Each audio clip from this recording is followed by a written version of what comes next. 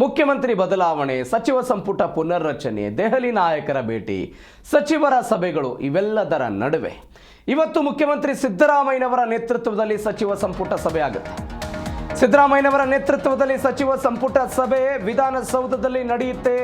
ಸಚಿವ ಸಂಪುಟ ಸಭೆ ವಿವಿಧ ತಿದ್ದುಪಡಿ ವಿಧೇಯಕಗಳಿಗೆ ಅನುಮೋದನೆಯನ್ನು ಕೊಡಲಾಗುತ್ತೆ. ಇವತ್ತಿನ ಸಚಿವ ಸಂಪುಟ ಸಭೆಯಲ್ಲಿ ವಿವಿಧ ತಿದ್ದುಪಡಿ ವಿಧೇಯಕಗಳಿಗೆ ಅನುಮೋದನೆಯನ್ನು ಕೊಡಲಾಗುತ್ತೆ. ಸಿದ್ದರಾಮಯ್ಯನವರ ನೇತೃತ್ವದಲ್ಲಿ ನಡೆಯುವಂತಹ ಸಚಿವ ಸಂಪುಟ ಸಭೆ ಇದು. ಬಯಲು ಸೀಮೆ ಪ್ರದೇಶಾಭಿವೃದ್ಧಿ ಮಂಡಳಿ ವಿಧೇಯಕ 2025 ಇದಕ್ಕೆ ಅನುಮೋದನೆ ನೀಡುವ ಬಗ್ಗೆ, ಮಲೆನಾಡು ಪ್ರದೇಶಾಭಿವೃದ್ಧಿ ಮಂಡಳಿ ವಿಧೇಯಕ ಇದಕ್ಕೆ ಅನುಮೋದನೆ ಕೊಡುವಂಥರ ಬಗ್ಗೆ, ಕರ್ನಾಟಕ ಹಿಂದೂ ಧಾರ್ಮಿಕ ಸಂಸ್ಥೆಗಳು ಮತ್ತು ಧರ್ಮದಾಯ ದತ್ತಿಗಳ ವಿಧೇಯಕ 2025, ಶ್ರೀ ಘಾಟಿ ಸುಬ್ರಹ್ಮಣ್ಯ ಕ್ಷೇತ್ರಾಭಿವೃದ್ಧಿ ಪ್ರಾಧಿಕಾರ ವಿಧೇಯಕ 2025 ಇವೆಲ್ಲವೂ ಕೂಡ ಇವತ್ತಿನ ಸಚಿವ ಸಂಪುಟದಲ್ಲಿ ಇರುವಂಥದ್ದು.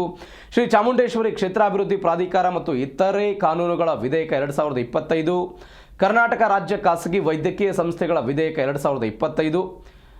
ಇದರ ಜೊತೆಗೆ ಧನಂಜಯ್ ಜಿ ಮೀನುಗಾರಿಕೆ ಸಹಾಯಕ ನಿರ್ದೇಶಕರಿವರು ಕಡ್ಡಾಯ ನಿವೃತ್ತಿ, ಲೋಕಾಯುಕ್ತ ಟ್ರ್ಯಾಪ್ ಹಿನ್ನೆಲೆಯಲ್ಲಿ ಕಡ್ಡಾಯ ನಿವೃತ್ತಿಯನ್ನು KAT ಆದೇಶದ ಅನ್ವಯ ಸೇವೆಗೆ ಪುನರ್ಸ್ಥಾಪನೆ ಮತ್ತು ಮರು ವಿಚಾರಣೆಗೆ ಒಳಪಡಿಸುವ ಬಗ್ಗೆ ಚರ್ಚೆ ಆಗುತ್ತಂತೆ.